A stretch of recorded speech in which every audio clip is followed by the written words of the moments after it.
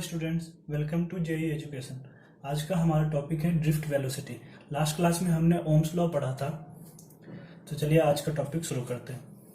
मैं एक कंडक्टर लेता हूँ। मान लीजिए एक आयरन रॉड है। अब इसमें चार्जेस तो होंगे ही ऑब्वियसली।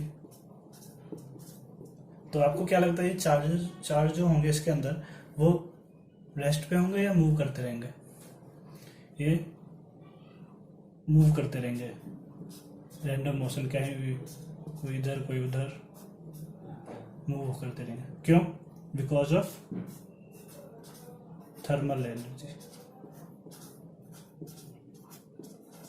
लाइक जहाँ आयरन रॉड के अंदर का टेम्परेचर कुछ और होगा और एटमॉस्फेयर का टेम्परेचर कुछ और होगा, तो हीट एनर्जी का एक्सचेंज होगा, तो ये इलेक्ट्रॉन्स फ्लो करते रहेंगे। तो यहाँ पे मान लीजिए n नंबर ऑफ इलेक्ट्रॉन है, सो un u2 un, इन सब का एवरेज मूवमेंट का सम जो होगा वो 0 होगा, क्योंकि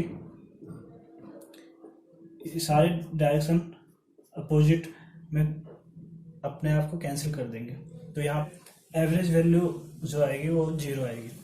अब वहीं पे मैं एक और कंडक्टर को लेके दिखाता हूँ।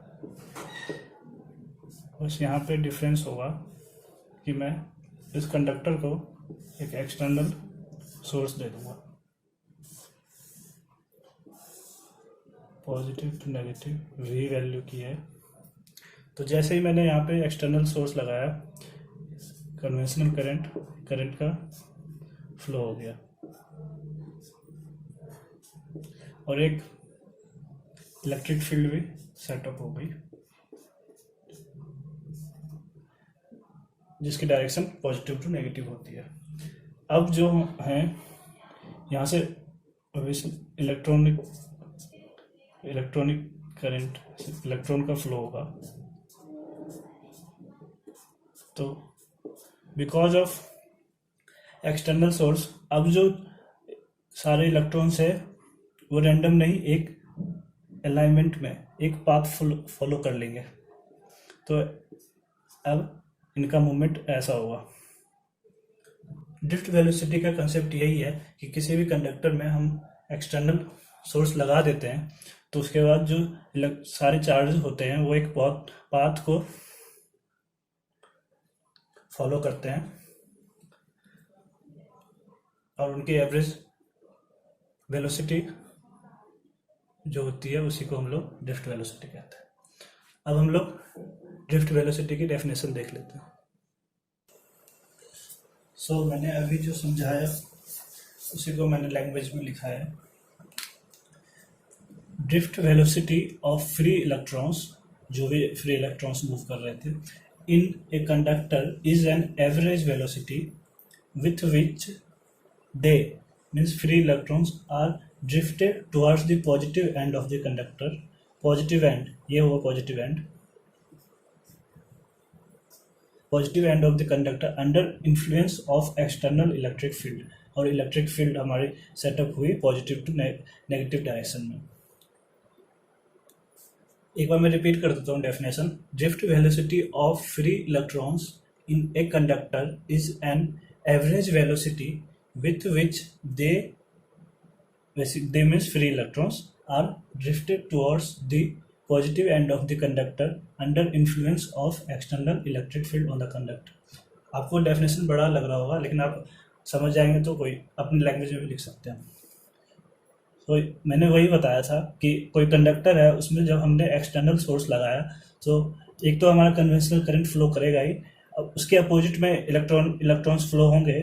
सो अगर एक्सटर्नल सोर्स नहीं होगा तो इलेक्ट्रॉन्स रेंडमली मूव करेंगे, लेकिन जैसे ही हमने एक्सटर्नल सोर्स लगा दिया तो हमारे इलेक्ट्रॉन्स एक पाथ को फॉलो कर लेंगे, वही हमारी ड्रिफ्ट वेलोसिटी। अब हम लोग एक और टर्म देख लेते हैं जो है रिलैक्सेशन टाइम, जिसको हमने डिनोट किया है टाउ से। It is an average time taken by an electron in its two successive collisions with the positive atoms of the conductor. अब कंडक्टर के अंदर इलेक्ट्रॉन्स के दो कोलिजन का एवरेज टाइम जिसको कहते हैं हम लोग relaxation time. So n number of electrons, उसके एवरेज टाइम जिसको हमने टाउ से डिनोट किया है। हमें बस टाउ का काम है, अभी हम लोग ड्रिफ्ट वेलोसिटी का डेरिवेशन करेंगे, उसमें टाउ आएगा। सो हमने जिसको अब हम लोग बोलते हैं रिलैक्सेशन टाइम। तो चलिए अब हम लोग ड्रिफ्ट वेलोसिटी का डेरिवेशन देख लेते हैं। ये वही फिगर है जो मैंने अभी पीछे बनाया था। ये फिगर इम्पोर्टेंट है क्योंकि मैं ये फिगर कॉमन रहेगा। अभी मैं ड्रिफ्ट वेलोसिटी के बाद 2-3 डेरिवेशन और कराऊंगा जो इम्पोर्टेंट है, उसके लिए मैं फिगर कॉमन ही रख रहा हूँ। सो अब हमने एक फोर्स ऑन एन इलेक्ट्रॉन,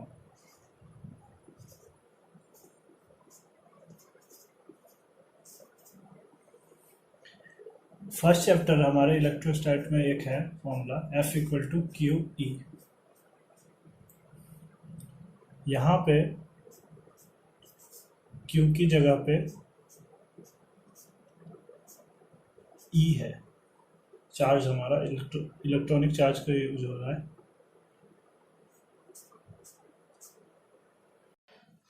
तो यहाँ पे negative sign because of force and electric field are opposite to each other.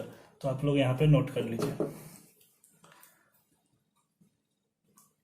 अब हमने मैकेनिकली एक हमारा फॉर्मूला होता है मैकेनिकल में F=ma, 11th का है,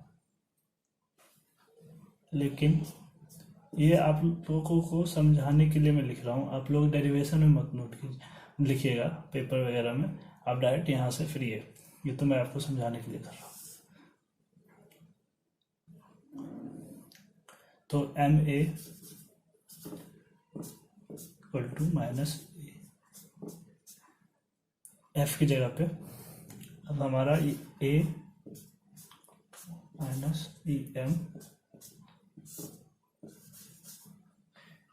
E/m।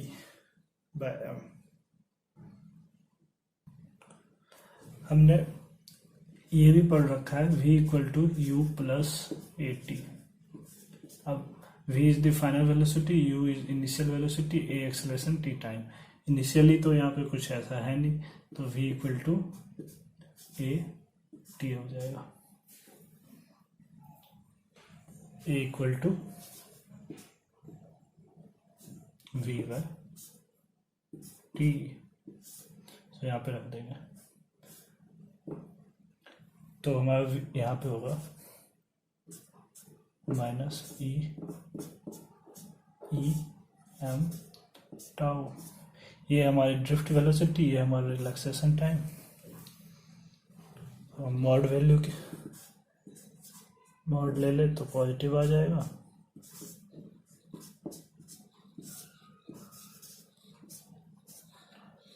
यही हमारी ड्रिफ्ट वेलोसिटी का फॉर्मूला हुआ।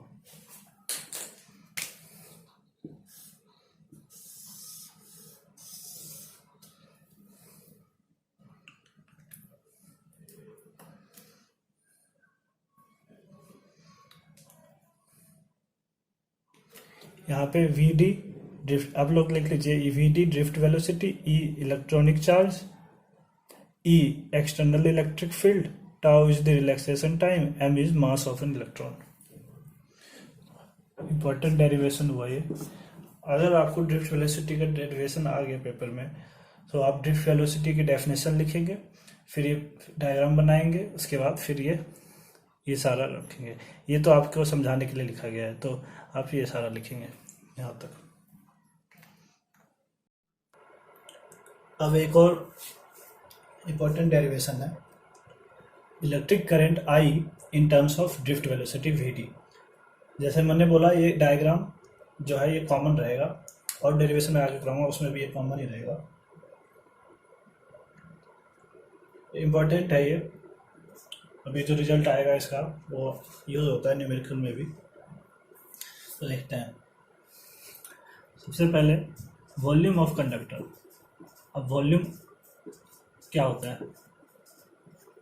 वॉल्यूम का फॉर्मूला ये होता है ना, एरिया इंटू लेंथ, तो बेसिक है, तो एरिया एंड लेंथ। अब हम लोग एक लेट करते हैं, let number of free electrons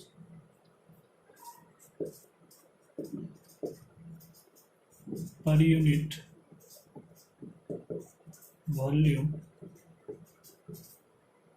of the conductor equal to n। तो यहाँ से अगर हमें नंबर ऑफ फ्री इलेक्ट्रॉन्स निकालना होगा तो क्या करेंगे हम, n और v हो जाएगा, पर यूनिट वॉल्यूम था ना, तो v यहाँ चला गया और v हमारा क्या है, NaL। So number of free electrons NaL ये है। तो total charge of the conductor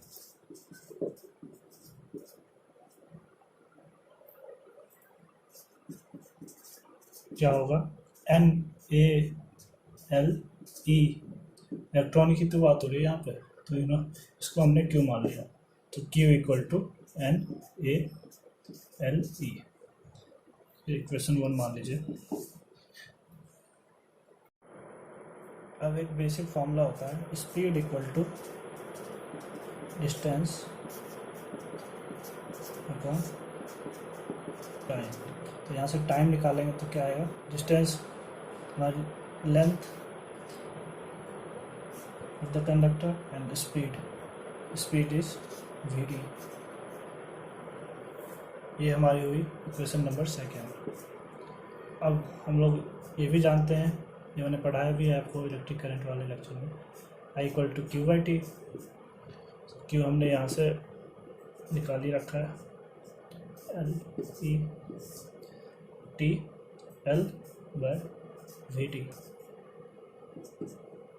L से L कट जाएगा और Vd ऊपर, तो Na हमने करंट फाइंड कर लिया इन टर्म्स ऑफ Vd। मैं यहाँ पे लिख देता हूँ, I इक्वल टू NaEVd। ये हमारा आ गया ड्रिफ्ट वेलोसिटी के टर्म में करंट की। ये भी हमारा इम्पोर्टेंट रिजल्ट था। एक बार मैं रिपीट कर देता हूँ हमने क्या कैसे फाइंड किया। हमारा था इलेक्ट्रिक करंट, हमें आई फाइंड करना है Vd के टर्म में। ये तो डायग्राम कॉमन ही है, जानते हैं volume of conductor AL, area into length होता है। एक हमने लेट करा है कि जो भी नंबर ऑफ फ्री इलेक्ट्रॉन्स होंगे पर यूनिट वॉल्यूम, उसको हमने n कर लिया लेट। तो जब हम नंबर ऑफ फ्री इलेक्ट्रॉन्स निकालेंगे तो क्या होगा, n इंटू v ऊपर चला जाएगा। v हमने क्या फाइंड किया है, NaL, ये हो गया। अब total charge in the conductor होगा, तो कंडक्टर के अंदर चार्ज इलेक्ट्रॉन्स हैं, तो इलेक्ट्रॉन के, तो हमने Q मान लिया, Q इक्वल टू NaLe। ये हमने Q फाइंड कर लिया। अब एक और होता है basic, speed equal to distance upon time. तो यहाँ से टाइम निकालेंगे तो क्या होगा, डिस्टेंस से लेंथ ऑफ द कंडक्टर और स्पीड Vd ड्रिफ्ट वेलोसिटी। तो हमने टाइम भी यहाँ से निकाल लिया, तो I इक्वल टू Q/T। हमने Q की वैल्यू रख दी, T की वैल्यू रख दी, तो हमारा ये आ गया। ये हमारा रिजल्ट हुआ, I equal to NaEVd।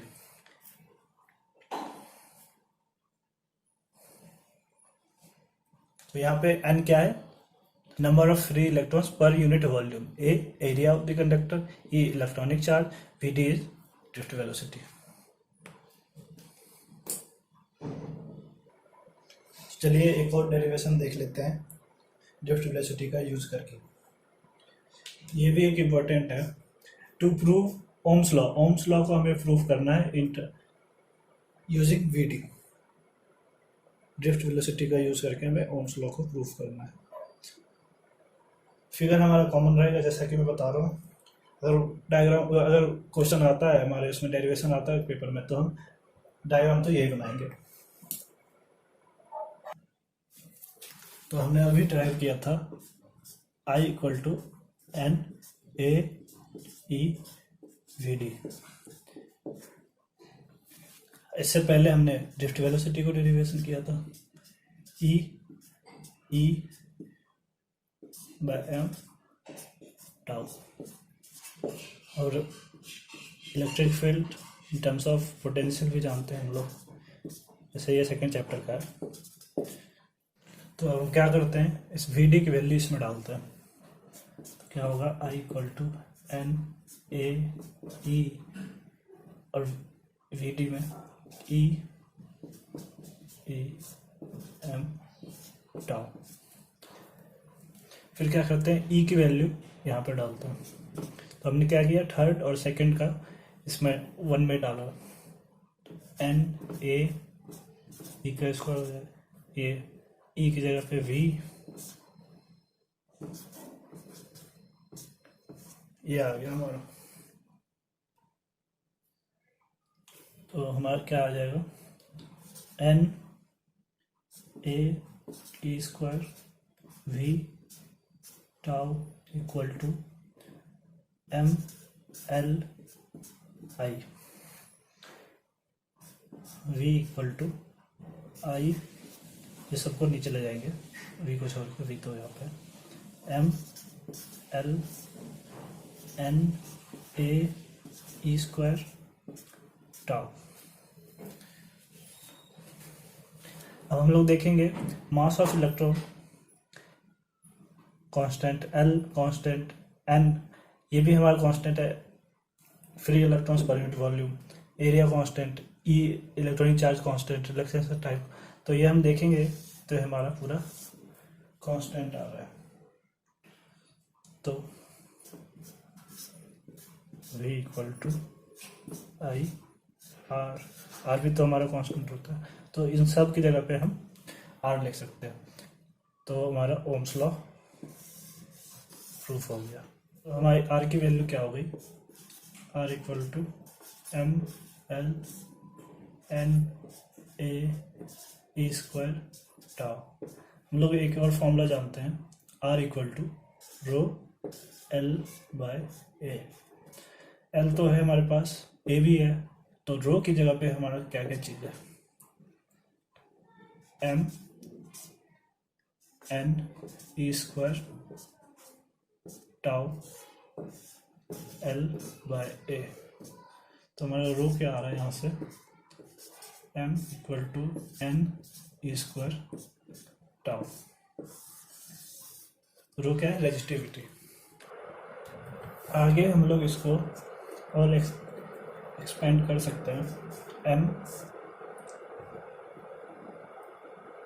E tau, इसको अलग कर देते हैं, फिर बचेगा क्या, ई बच गया और एन बच गया। V d equal to e tau by m. तो हमारा यहाँ पे देखेंगे तो ई टाउ एम है, but capital E electric field यहाँ पे नहीं। तो क्या करते हैं, इसे मल्टीप्लाई डिवाइड कर देते हैं।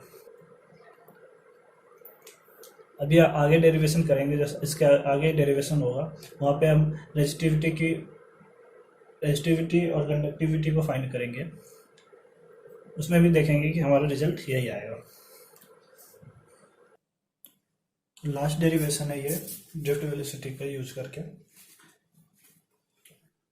रो electrical resistivity and sigma conductivity in terms of V D drift velocity, I equal to N A E V D. ये भी हमने किया था ओम्स लॉ के अकॉर्डिंग, ओम्स लॉ का यूज कर रहे हैं। तो v equal to I R, तो i इक्वल टू क्या हो जाएगा, v बाय आर।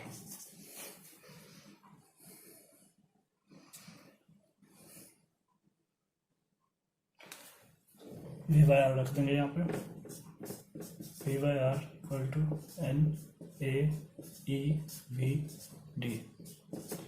आर का एक होता है रो टर्म में, क्योंकि हमें रो तो लाना ही है, rho l by a equal to N A E V d. यहाँ से कुछ कटता हुआ दिखाई दे रहा है हमें, ये ऊपर जाके कटेगा, rho l N A E V d, इसे ए गया, रो क्या आ रहा है, v n E V d और एल। हम लोग जानते हैं वी बाई एल क्या होता है, electric field, then E equal to N E V D.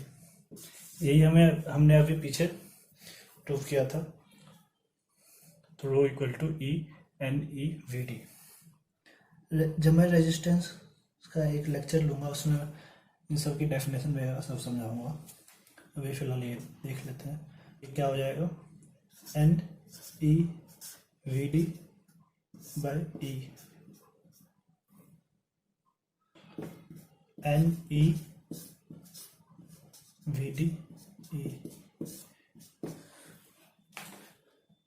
N E V D by ई को हम लोग म्यू लिखते हैं। तो यहाँ पे म्यू क्या है, मोबिलिटी, यही से हमारा मोबिलिटी का कंसेप्ट आ रहा है। तो हमने यहाँ पे वी डी बाई ई को म्यू लिखा,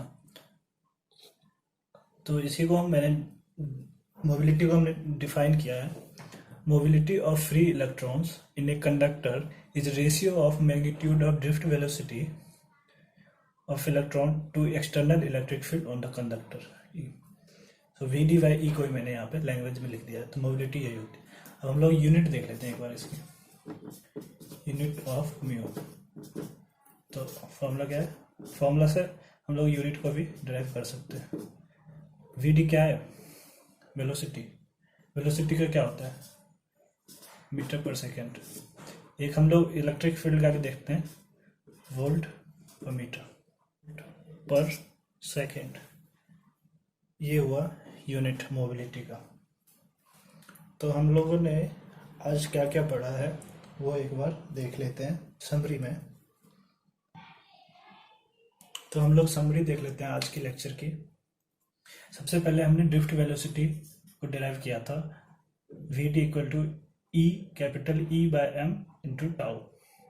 उसके बाद हमने electric current in terms of drift velocity को करा था, तो हमारा ये आया था। उसके बाद हमने ओम्स लॉ को प्रूफ किया था in terms of drift velocity, वहाँ पे v equal to I R आ गया था। आर हमारा रेजिस्टेंस है जिसकी वैल्यू ये आई थी। फिर उसके बाद हमने इलेक्ट्रिकल रेजिस्टिविटी को इन टर्म्स ऑफ ड्रिफ्ट वेलोसिटी को किया था। फिर इलेक्ट्रिकल कंडक्टिविटी जो कि जैसे इसके रेसिप्रोकल होती है उसको किया था, तो एक टर्म आया था म्यू, जो इसकी वैल्यू होती है वी डी बाई ई, जिसको हम लोग कहते हैं मोबिलिटी। चलिए इस बेस पे एक और चीज़ देख लेते हैं। यहाँ पे हम लोग देखें इस वाले से, तो R is inversely proportional to tau. Tau क्या है यहाँ पे, रिलैक्सेशन टाइम। और यहाँ से देखें तो v d is directly proportional to tau. और हम लोग जानते हैं अगर टेम्परेचर को बढ़ाएं तो R बढ़ता है, तो अगर R बढ़ेगा तो टाउ घटेगा यहाँ से, और अगर टाउ घटा तो ड्रिफ्ट वेलोसिटी घटेगी। तो एक पूछ लेते हैं एक नंबर में कभी, अगर रेजिस्टेंस टेम्परेचर को बढ़ाएंगे तो रिलैक्सेशन टाइम पे क्या इफेक्ट पड़ेगा और ड्रिफ्ट वेलोसिटी पे क्या इफेक्ट पड़ेगा। तो हम टेम्परेचर बढ़ाएंगे तो ड्रिफ्ट वेलोसिटी भी घटेगी और रिलैक्सेशन टाइम भी घटेगी। अगर इसको घटाएंगे तो ये बढ़ेगी, ये बढ़ेगी। ठीक है, आज का लेक्चर यहीं तक रखते हैं। आई होप आपको ड्रिफ्ट वेलोसिटी का पूरा कंसेप्ट समझ में आ गया होगा।